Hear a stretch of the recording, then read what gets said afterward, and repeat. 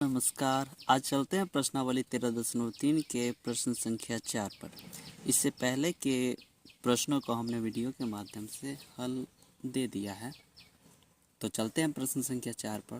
प्रश्न संख्या 4 कहता है, व्यास 3 मीटर का एक कुआं 14 मीटर की गहराई तक खोदा जाता है। इससे निकली हुई मिट्टी को कुएं के चारों ओर 4 मीटर चौड़ी एक वृत्ताकार वलय बनाते हुए समान रूप से फैलाकर एक प्रकार का बांध बनाया जाता है। इस बांध की ऊंचाई ज्ञात कीजिए। तो कुएं को किस तरह से खोदा जा रहा है, किस आकार में? तो बेलनाकार आकार में। तो पहले हम लोग बेलन का चित्र बनाते हैं। ये कुआं है जिसको बेलन के आकार में खोदा गया है। इसका ऊंचाई दे दिया है, इसका ऊंचाई दिया है 14 मीटर और कुएं का व्यास 3 मीटर दिया है। अगर कुएं का व्यास 3 मीटर है तो त्रिज्या कितना हो जाएगा? 3/2 1/1.5 मीटर। तो कुएं का त्रिज्या हो गया 1.5 मीटर। ठीक है। अब कह रहा है इस कुआं से जो मिट्टी निकला है उस मिट्टी को क्या किया जा रहा है, उसी मिट्टी को कुएं के चारों ओर वलय के रूप में, एक वृत्ताकार वलय के रूप में फैला दिया गया है और उस वलय का चौड़ाई है 4 मीटर। मतलब कि ये कुआं है और ये चारों तरफ वलय के रूप में ये मिट्टी फैला हुआ है। ठीक है। अब देखिए, और कुआं का त्रिज्या भी क्या निकाले हम लोग? त्रिज्या निकाले हैं 1.5 मीटर। तो 1.5 मीटर। ध्यान से देखिए, इसमें दो वृत्त बन रहा है। एक वृत्त है ये और एक वृत्त है ये। तो एक वृत्त का त्रिज्या है 1.5 मीटर और दूसरे वृत्त का त्रिज्या है यहाँ से लेकर यहाँ तक। तो यहाँ से लेकर यहाँ तक कितना हो जाएगा? यहाँ से लेकर यहाँ तक हो जाएगा 1.4 में 5 जोड़ेंगे तो 5.5 मीटर। तो दो त्रिज्या हो जाएगा, एक बड़ा त्रिज्या और एक छोटा त्रिज्या। देखिए, जो दिया है पहले उसको लिखते हैं। हल दिया है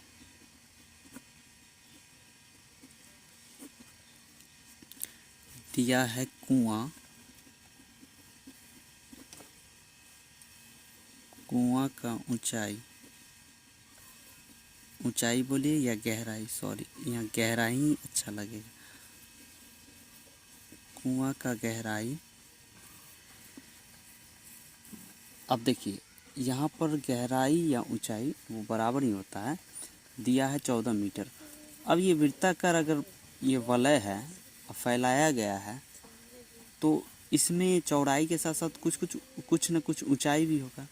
तो इसके लिए भी हम लोग को ऊंचाई मानना होगा और ऊंचाई यहाँ भी है।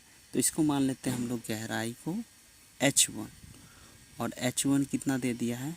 14 मीटर। कुआं का व्यास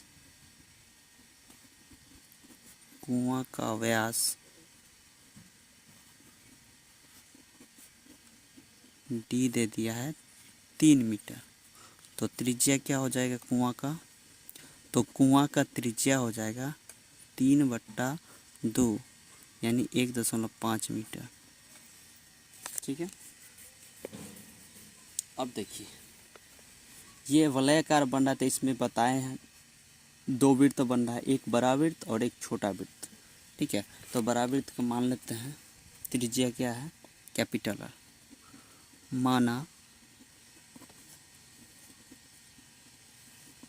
बड़े वृत्त की त्रिज्या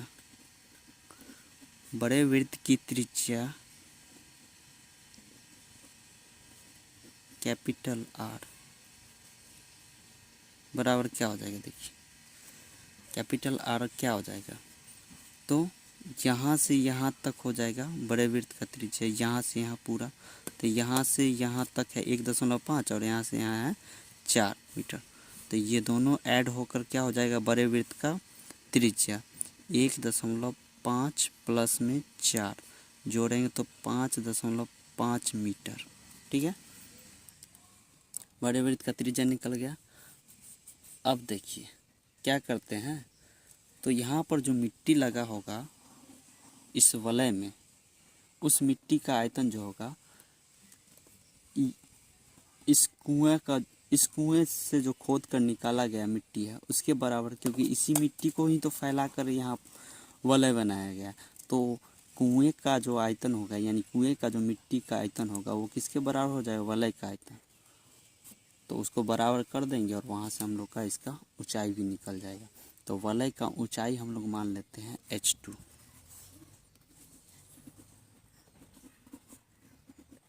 माना वलय की ऊंचाई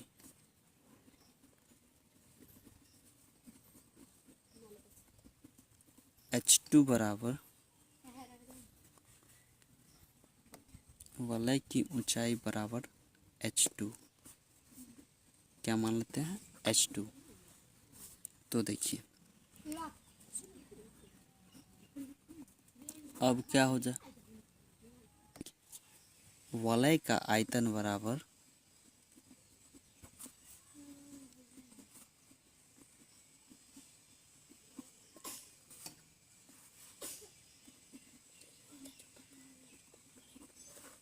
कुआं का आयतन। वलय का आयतन कैसे निकालते हैं? तो वलय के क्षेत्रफल में क्या करेंगे? ऊंचाई से गुना कर देंगे। ये क्षेत्रफल है वलय का, इसमें ऊंचाई से गुना कर देंगे तो वलय का आयतन निकल जाएगा। तो वलय का क्षेत्रफल निकालने का फॉर्मूला होता है pi into capital R square minus small r square बराबर। देखिए कुआं का आकार कैसा है? तो कुआं है बेलन के आकार का, तो इसमें होता है पाई r स्क्वायर h, और इसका क्या माने थे हम लोग? इसका ऊंचाई h1 माने थे और इसका ऊंचाई क्या माने थे? h2। तो इसमें h2 से गुना करेंगे तभी ऊंचाई निकलेगा क्षेत्रफल में। अब देखिए पाई से pi cancel, r1 r square और माइनस r स्क्वायर। अब देखिए a square minus b square formula यहाँ पर लग जाएगा। यहाँ फॉर्मूला लगेगा a square minus b square बराबर क्या होता है? a minus b into a plus b. तो देखिए यही फॉर्मूला लग जाए यहाँ पर। तो एक बार क्या हो जाएगा? r minus r, capital R minus small r, एक बार हो जाएगा capital R plus small r into क्या हो जाएगा? h2 बराबर पाई r स्क्वायर। देखिए r स्मॉल r कितना दिया है? तो स्मॉल r दिया है 1.5 का स्क्वायर है तो दो बार लिख दे 1.5। और h1 कितना दिया है? h1 दिया है 14 मीटर।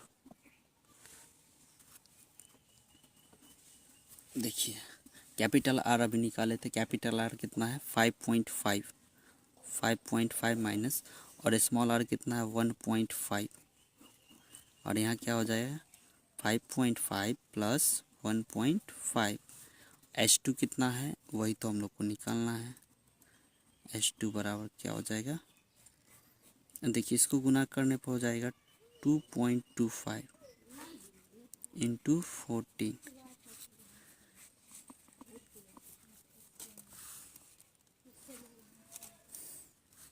इसको घटाएंगे तो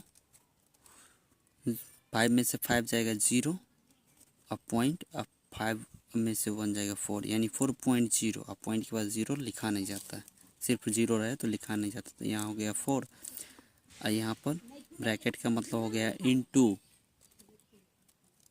और यहाँ देखिए अगर इसको जोड़ेंगे तो कितना हो जाएगा? 7 इंटू h2 बराबर कितना हो गया? 2.25 इंटू 14। h2 बराबर क्या हो जाएगा? 2.25 इंटू 14 बाई 4 इंटू 7। ये गुना में था और ये कहाँ आ गया? भाग में आ गया। अब देखिए कटेगा, 7 दूनी 14 और 2 दूनी 4, तो क्या बचा?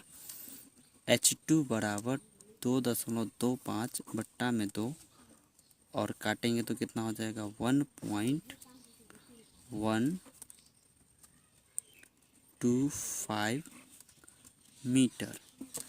और H2 क्या माने थे हम लोग? H2 माने थे वलय की ऊंचाई। वलय और वलय ही क्या है? बांध है। वलयाकार ही बांध है। तो लिख सकते हैं हम लोग अतः बांध की ऊंचाई, बांध की ऊंचाई बराबर 1.125 मीटर आंसर। तो इस तरह से इस प्रश्नों का हल हम लोगों ने प्राप्त कर लिया।